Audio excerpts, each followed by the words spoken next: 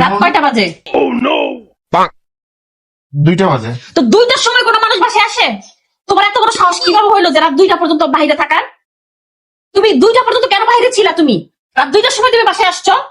আসো, এখানে আসো।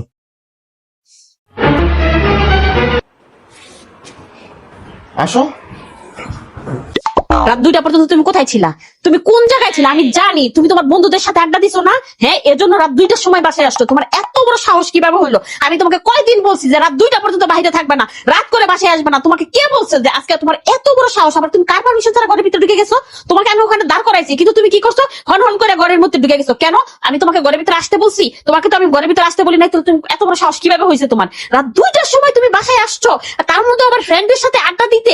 মানে আমি পুরো আমার মাথা নষ্ট হয়ে যায়। একটা মানুষ কিভাবে পারে রাত 2টা পর্যন্ত বাইরে থাকতে? বসো বসো বসো, এখানে বসো। আবার কথা বলে বসো। তুমি আমাকে বসে বলো কি জন্য? তোমার এত বড় সাহস রাত 2টা তো বাঁচতেই পারে, তাই না? মানুষের তো কত ধরনের কাজ থাকে। আর তুমি বন্ধুদের সাথে আড্ডা তো দিতেই পারো। আর ব্যক্তি স্বাধীনতা বলতেও তো একটা কথা আছে, তাই না? তুমিও তো একদিন একটু স্বাধীনভাবে থাকতেই পারো। আর রাত 2টা কিন্তু তেমন একটা সময় না, ঠিক আছে? কত মানুষ রাত 2টা পর্যন্ত বাহিরে থাকে। আর সমস্যা নেই, তুমি তো সব সময় থাকো না, মাঝে মাঝে একটু থাকলে কোনো সমস্যা হয় নাই, ঠিক আছে? এক কাজ করো, তোমার জন্য এই যে খাবার রান্না করে রেখে দিচ্ছি, ঠিক আছে? তুমি যে খাইয়ে নিও, ঠিক আছে? শোনো, খাবারটা এখানে নিয়ে আসো, আমি এখানে খাবো।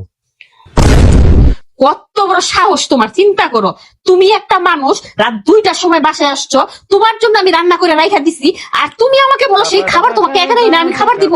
তোমার এত বড় সাহস আসলে কেমনে হয় আমি বুঝি না। রাত 2টার সময় একটা মানুষ বাসায় আসছে, তার জন্য আমি রান্না করে রাখছি, আর সে আমাকে আবার অর্ডার করতেছে। আসলে তুমি এত সাহস পাও কই থেকে আমি বুঝি না, ঠিক আছে? তোমার আমি এই বুঝলামই না। আমি ও, খাবার এখানে এনে দিতে হবে? এটা এমন কি কঠিন কাজ বলো তো? আমি রান্নাঘর থেকে খাবারটা জাস্ট এখানে নিয়ে আসবো, এটা কি কোনো কঠিন কাজ হইলো? আর তুমি কত কষ্ট করে আসছো, রাস্তায় জাম টাম ঠেলে তারপরে এই পর্যন্ত আসছো। তো তোমার তো একটু খাবার আমি এনে দিতেই পারি, কোনো সমস্যা নাই। আজকে আমি তোমাকে খাওয়াই দিব, নিজের হাতে খাওয়াই দিব। তুমি চিন্তা করো না, আমি তোমার খাবারটা এক্ষণ নিয়ে আসতেছি। আরে আমি একটু খাওয়া ওখান থেকে রান্নাঘর থেকে খাবার এখানে আনবো, এটা কোনো কঠিন কাজ? কোনো সমস্যা নেই, আমি এখনই নিয়ে আসতেছি। দাঁড়া। এই শোনো, হ্যাঁ বলো। বসো। কালকে শুক্রবার না, বুঝছো? হ্যাঁ, আমার কিছু বন্ধু বান্ধব আসবে, ঠিক আছে? একটু রান্না বান্না করে তোমাকে আমি কি বলবো বলো তো? সকাল থেকে রান্না করলো। ছুটির একটা দিন, তোমার বন্ধু বান্ধবরা তুমি দাওয়াত দিয়ে আসছো, তারপরও আমার কাছে না জিজ্ঞেস করে তুমি আমার বাসায় তুমি তোমার বন্ধু বান্ধবদের দাওয়াত দিছো, তুমি আমাকে না জিজ্ঞেস করে আবার আমাকেই বলতেছো সকাল থেকে রান্না করা শুরু করতে। আমি কখন রান্না করব সেটাও তুমি বলে দিতেছো, আর তুমি জানোই যে আমি সবকিছু রান্না করব। মানে আমি অবাক হয়ে যাই, একটা মানুষ কিভাবে পারে যে তোমার বন্ধু বান্ধব আসবে? তোমার বন্ধু বান্ধব আসবে সেটা তো আসতেই পারে, তোমার বাসায় তোমার বন্ধু বান্ধব আসবে না তো কে আসবে? তোমার বন্ধু বান্ধব তো আসতেই পারে। আর তুমি তোমার বন্ধু বান্ধবরা দাওয়াত দিছো, মানে তোমার সম্মানের ব্যাপার। তোমার সম্মান মানে আমার সম্মান, ঠিক আছে? আর আমি রান্না করতে খুবই পছন্দ করি, কি বলো? আর তারা কালকে আসলে এমন সব রান্না বান্না করবো, তারা শুধু আঙুল চেটে ফুটে খাবে, ঠিক আছে? আর তোমার সম্মান করবে। আর আমি একটা কথা বলি, আমি এখন থেকে রান্না বান্না শুরু করে দিতেছি, ঠিক আছে?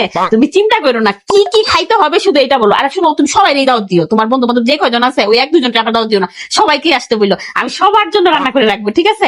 তুমি এই রান্না বান্না নিয়ে চিন্তাই করো না, আমি তোমার খাবার এখন নিয়ে আসতেছি, তোমার আজকে আমি নিজে হাতে খাওয়াই দিব, ঠিক আছে? তোমার খাওয়া দাওয়া শেষ করাই আমি রান্নার কাজে লেগে যাইতেছি। আজকে আমি আর ঘুমাবোই না, তুমি চিন্তাই করো না।